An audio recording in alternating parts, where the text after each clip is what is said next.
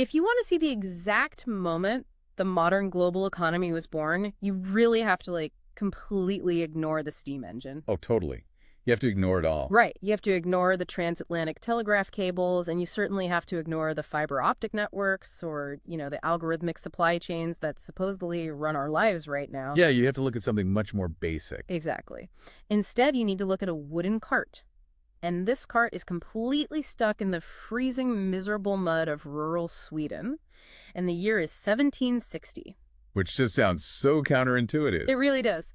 Because somehow, the people driving those literal wooden carts managed to do something that our modern, hyper-connected world is currently, failing to do. It's the ultimate historical irony, honestly. I mean, look around today. We have the most sophisticated hardware for connection in the history of the human species, right? Oh, for sure. You can track a tiny microchip from a factory floor in Taiwan all the way to your front porch, literally in real time. Exactly. But if you look at the actual macro landscape, markets are fracturing, geopolitics are driving us toward, decoupling. Yeah, we're throwing up tariff walls. Right. And we're actively unwinding the very fabric of global trade. We have all the technology to be entirely unified, yet we are splitting apart.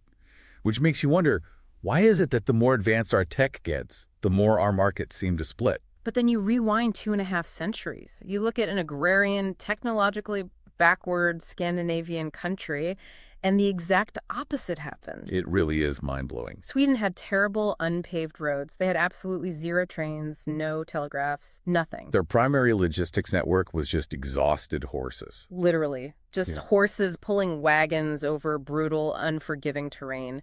Yet, silently, organically, and miraculously, this totally fragmented country fused its isolated market towns into a unified national economic whole. They essentially cracked the code of market integration without a single piece of what you or I would call modern technology. And discovering how they did it completely overturns our fundamental understanding of human progress, which is exactly what we're doing today. I'm so excited for this. Me too. Oh. Because in this deep dive, we are going to completely shatter the tech-kidnapped common sense of globalization. We're unpacking a staggering piece of research from the National Bureau of Economic Research. A really phenomenal working paper. Yeah, by economists Mario J. Curcini and Gregor W. Smith.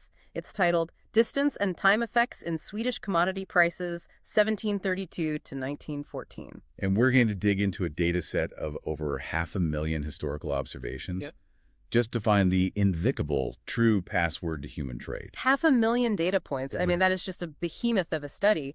But to really grasp the magnitude of what these researchers found, we have to start by confronting the myth we've all been sold. Oh, absolutely. The myth is everywhere. If you open almost any standard middle school history textbook or even basic college economics curricula, there is this very neat, very linear narrative about how the unified modern market was built. Right. The narrative is entirely hardware dependent.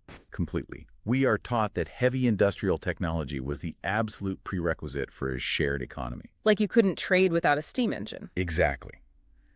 The story goes that before the 19th century canals, before the steamboats, and especially before the iron railways, human settlements were just isolated economic islands. But makes sense on the right. The assumption is brutal and simple. If you do not have a train or a paved highway, you cannot have a synchronized market. That is the overwhelming consensus.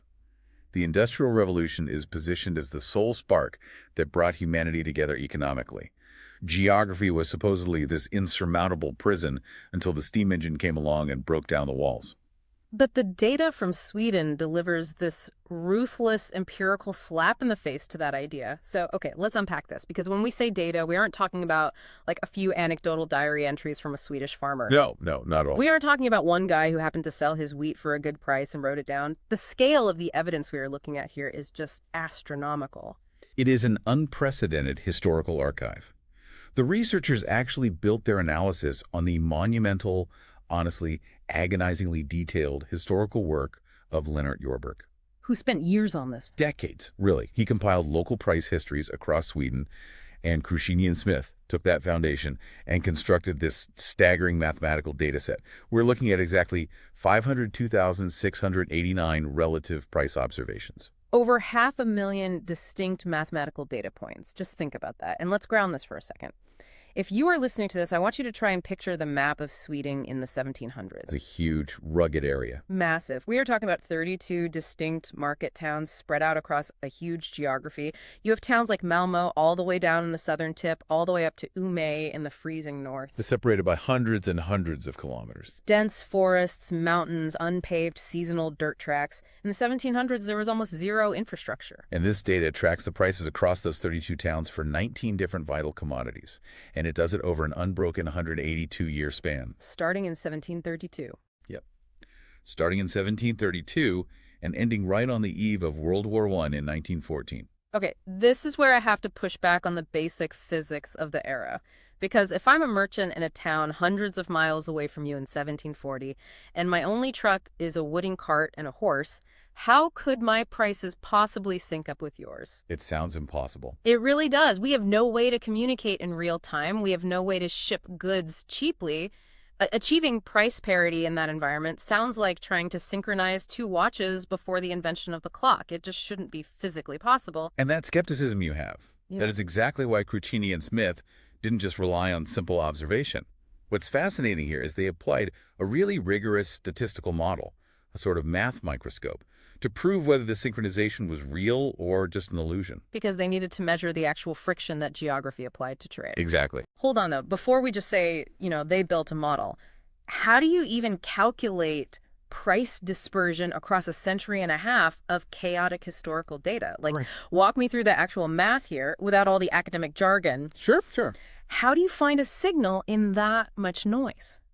Because a lot happens in 182 years. Think of their methodology like advanced audio noise cancellation. Oh, I like that analogy. Right. Like if you are on a phone call in a crowded room, the software filters out the background chatter so only your voice comes through. Okay, yeah. The researchers need to do the exact same thing with history. The background noise in this case is local inflation, regional crop failures, huge currency changes. Which we will definitely get to later because the currency stuff is wild. Oh, it's total chaos. But to filter that out, they didn't look at the absolute price of a good in isolation. They looked at the logarithmic ratio of prices between two specific towns at a specific moment in time. Wait, let me make sure I'm following. So instead of saying wheat costs $10 in Stockholm, they're asking what is the exact mathematical ratio between the price of wheat in Stockholm and the price of wheat in Gothenburg on this exact day? Precisely. And once they isolated that ratio, they mapped it against the Great Circle distance between those two towns. The Great Circle being just the shortest distance across the curvature of the Earth? Exactly. They wanted to mathematically plot the relationship. Like, as the physical distance between two towns increases, what exactly happens to the price difference between them? Oh, so if I move a commodity 10 miles further away, how much does the price inherently change just because of the geography? Yes. And their model quantitatively proved what we instinctively suspected. That's right. Space-pure physical geographic distance is the absolute #1 enemy of free trade. Space is the enemy. Through cross-commodity pooled estimation, they found that the geographic distance penalty is highly significant at the 1% level, which means if you double the distance between two towns, the price difference traditionally just explodes. Distance dictates isolation, It does. which totally makes logical sense if you think about the mechanics of 18th century transport. I mean, the further you have to drag a physical object through the mud, the more you have to pay the driver, the more you have to feed the horses. And the more risk you take on from bandits or bad weather. Right. So geography is basically applying this massive invisible tax on every single mile. Space is the enemy. It is the ultimate barrier. But if space is the universal enemy, we have to look at the weapons different commodities use to fight it. And this is where the data gets weird. It completely throws a wrench into our assumptions. Because not all commodities fight distance the same way. The friction of geography applies to everything, but different goods absorb that friction incredibly differently. Let's look at the 19 commodities tracked in this data set. You have a massive variety. Wheat, barley, rye, log timber, charcoal, beef, wool, wax candles, iron. A real cross-section of the economy. Yeah. And for 17 of these 19 goods, the researchers found that the distance penalty is undeniably real. As the distance grows, the prices disconnect. But the variations in that penalty between different goods are extreme. The coefficients, the actual scores from their statistical model, they tell a fascinating story about physical reality. Let's look at wood, for example. It would. Charcoal has a massive distance penalty score of 23.44, Wow, okay. and log timber is right beside it at 20.82. They are hypersensitive to geography. If you move wood just a few towns over, the price completely unmoors from where it started. It totally breaks apart. But then you look down the list at other commodities. Beef has a distance penalty score of just 0.62. Less than 1. And wool is sitting at 3.76. Wait, let me get this straight. I need to process this. Wood, a material that does not rot, does not spoil, does not need to be fed, and honestly cares nothing about freezing weather, gets financially destroyed by distance. Completely destroyed. The price swings wildly from town to town. But a slab of highly perishable raw beef, in an era roughly a century before the invention of commercial refrigeration, somehow survives the journey. Barely registers a penalty. That makes zero sense. The data says beef barely registers any distance penalty at all. I know, it sounds completely impossible if you only think about the goods as like inert cargo in the back of a wagon. Right. But you have to look at the physical attributes of the product in the context of the 18th century. The physical nature of a good secretly dictates the radius of human trade. It's like a silent battle. What you are seeing in the data is a silent, invisible war between weight and value. A war between weight and value. Okay, how does that explain the wood? Well, wood and charcoal are intrinsically cheap, Hmm. but they are incredibly heavy and bulky. They have a terrible value-to-weight ratio. Oh, I see where this is going. Imagine you are a merchant. You chop down a massive pine tree. You load it onto a heavy wooden cart. Now you have to pay a driver, and you have to feed the draft horses pulling that massive weight over rough terrain. Which takes a lot of food. A ton of food. So within 20 or 30 miles, the sheer cost of transport has completely eaten the intrinsic value of the wood. Shipping, it literally ruins your profit margin. So because the shipping cost is so punitive, nobody bothers to ship wood very far. Exactly. It just stays local. And because it stays local, it creates these little micro-monopolies. The guy selling firewood in town A doesn't ever have to compete with the guy selling firewood in town B, 50 miles away. Because they can't reach each other's markets profitably? Right, so they can both charge whatever their isolated local market will bear, and the prices completely disconnect. Wood is basically a prisoner of its own weight. That's a great way to put it. Now, apply that same logic to the beef. Why does beef have almost no distance penalty? Wait, if they aren't putting the beef into carts, and they obviously don't have refrigerated wagons, are they just driving herds of live cattle between the towns? Yes. Because if the cargo transports itself, the weight penalty completely vanishes. You've hit on the exact biological loophole of 18th century logistics. Beef has legs. That is brilliant. Oxen, cattle, sheep, they can literally walk themselves to the market. They graze on the side of the road as they go. You don't put the beef in the cart, the beef pulls the cart, or it just walks beside it. So the transport penalty is almost entirely negated by biology. Completely negated. Cargo is its own engine. That is amazing. And what about wool? I mean, wool doesn't walk to market. No, but wool relies on the other side of the equation, an extreme value-to-weight ratio. Ah.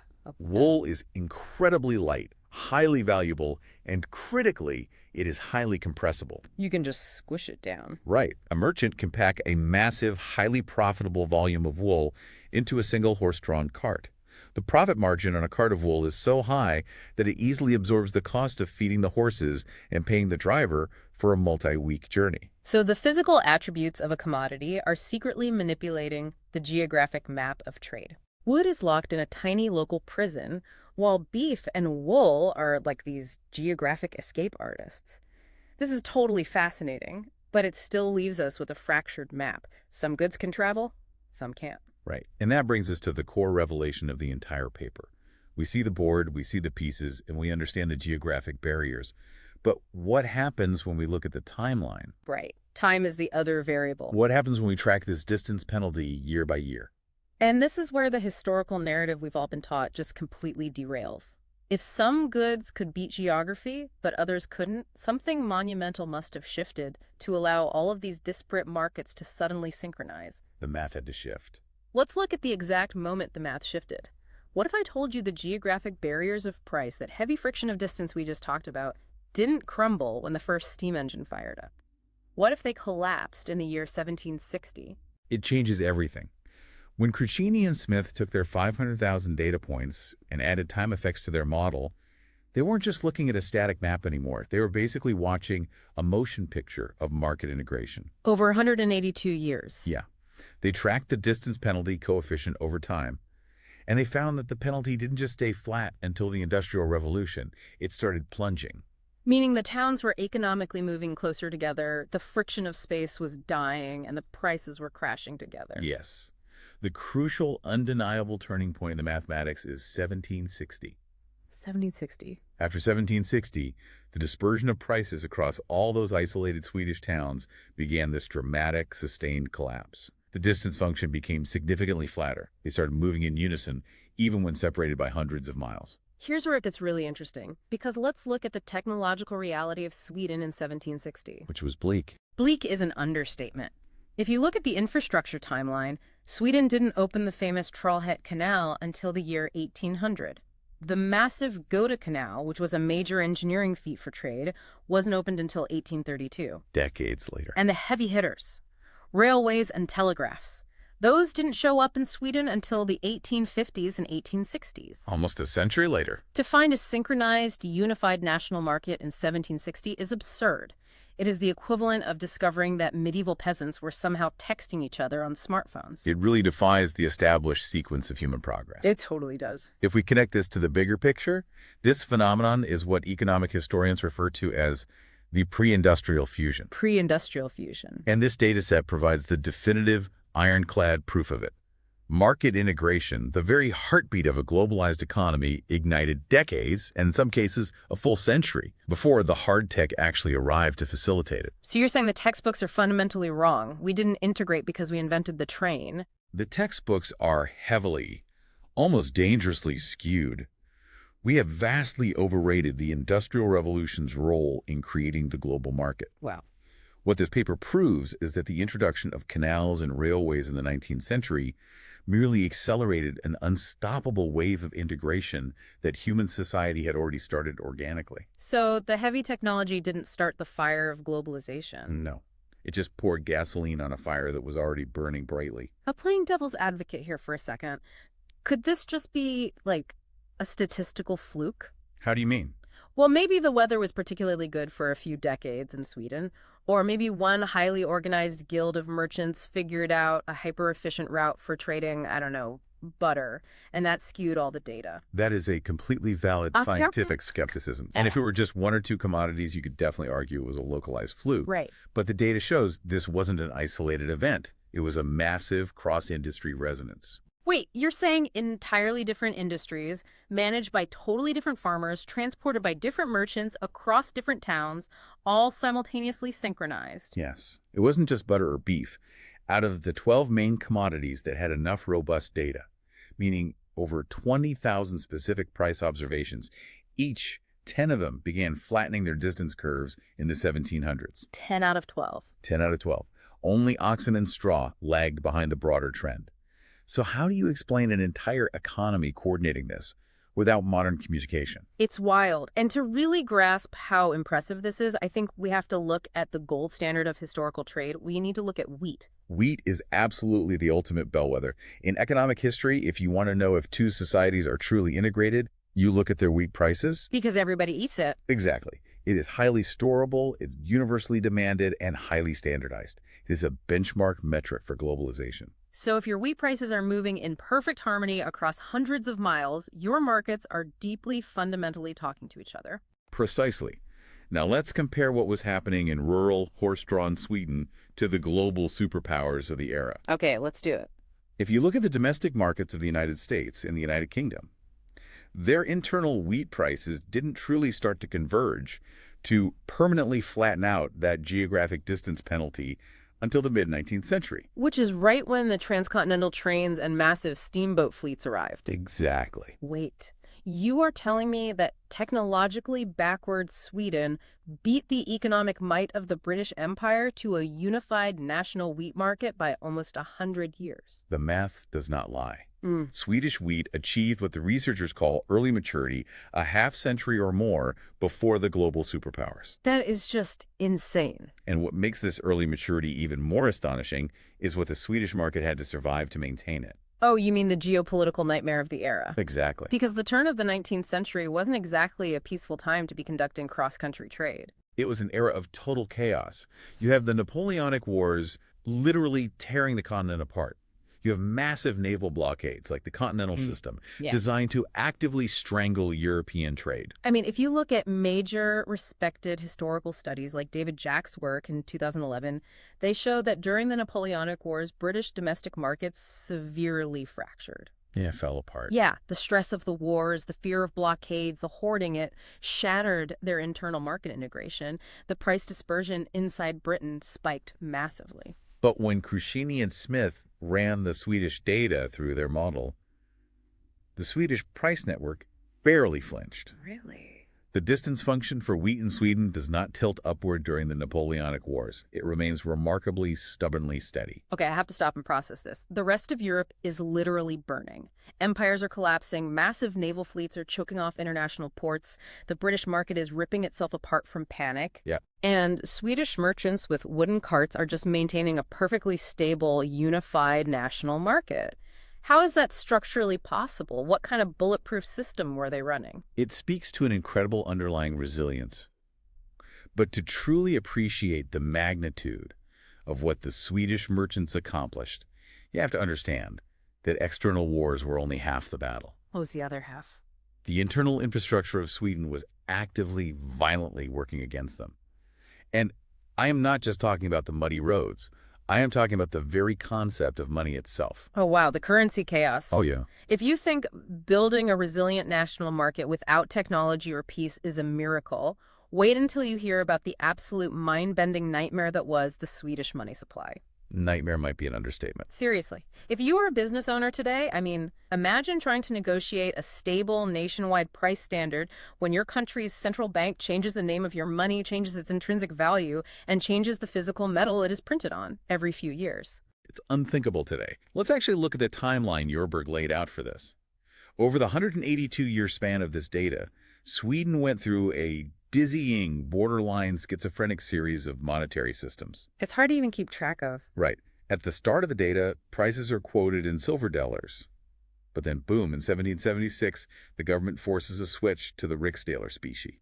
But it gets infinitely more complicated. For decades internally, there were two competing units of account functioning at the exact same time. At the same time. You had the Riksdaler Banco and the Riksdaler Riksgeld. One was issued by the bank, the other by the National Debt Office. And the exchange rate between these two domestic currencies constantly fluctuated. Depending on the day. Exactly. And eventually they scrap all of that and move to the kronor. And it wasn't just the paper money that was broken. The physical weights and measures varied across time, and they even varied across different geographic regions within Sweden. Wait, really? Yes. A pound of wheat measured on a scale in one town might literally contain a different physical volume of grain than a pound of wheat measured in the next town over. So put yourself in the shoes of a merchant trying to execute a trade. You want to buy rye from a farmer 3 towns away. You don't have a telegraph to check his local prices. No telegraph. You don't have a train to get there to inspect the goods. Europe is currently embroiled in a massive war. The money the farmer wants to use might be depreciating against the money you hold in your pocket. Right. And the scale he uses to weigh the rye is fundamentally different from the scale you use in your warehouse. The friction in that transaction is so high, it should bring trade to a complete grinding halt. It should be paralyzing. Yeah. And despite all of those obstacles, the prices across the country still managed to synchronize. This actually raises a critical question about how the researchers proved this, though. Because if the historical records are written in 5 different fluctuating currencies, how did Cruciani and Smith not just end up with a data set full of mathematical garbage? That is the big question. Right. If the currency denominator is constantly shifting, how do you measure anything objectively? This is why their methodology of using relative price ratios was so brilliant. They completely bypassed the currency chaos. No. They didn't try to calculate an objective modern-day dollar value for a 1780s riksdaler. That would introduce massive conversion errors. Instead, they took the price of wheat in town A and divided it by the price of wheat in town B on the exact same day. Because if both towns are suffering under the exact same chaotic currency on that specific day, the currency completely cancels out in the mathematical fraction. Exactly. It's like measuring the distance between 2 cars speeding down the highway side by side. Yeah. You don't need to calculate their exact GPS coordinates or their absolute speed relative to the Earth. You just measure the gap between them? Precisely. Mm-hmm. By focusing purely on the relative ratio, the researchers proved that despite the monetary chaos, the relative prices between towns were steadily converging. Which proves something so profound about the nature of markets. This integration wasn't some top-down, government-mandated price fixing. It couldn't be. It couldn't be, because the government couldn't even keep its own money straight. This convergence was entirely organic. Neither brutal geography nor continental wars, nor an absolutely chaotic central banking system could stop local human beings from finding the true relative price of a good. The pricing mechanism of human trade exhibited this unstoppable, almost terrifying penetration. It really forces us to confront a completely different paradigm. If the government didn't do it and technology didn't do it, what did? So what does this all mean? That's the million-dollar question. We've arrived at the ultimate puzzle. We've definitively ruled out the heavy machinery. The trains and telegraphs were a century late to the party. We have ruled out geopolitical stability, and we've ruled out a clean, modern currency system. Gone, gone, and gone. If the hard tech was just icing on the cake that arrived long after the fact, who were the actual architects of this unified market? What invisible force pulled 32 isolated, freezing towns together in 1760? The true engine of global market integration isn't made of iron, and it isn't powered by steam. It is made of invisible paper, and it is powered by fundamental human instinct. Invisible paper, you mean like the accounting systems? Yes. To understand the mechanism behind the math, we have to look beneath the water, at the institutional forces that broader economic literature, like the work of David Jacks, has really hinted at. The real heroes of this era weren't engineers. They were the soft technologies of commerce. Soft technologies, not machines, but systems of human trust. Exactly. We're talking about the invention and widespread adoption of bills of exchange. We're talking about the explosion of commercial credit networks, the meticulous, almost obsessive standardization of double-entry account books. Wow.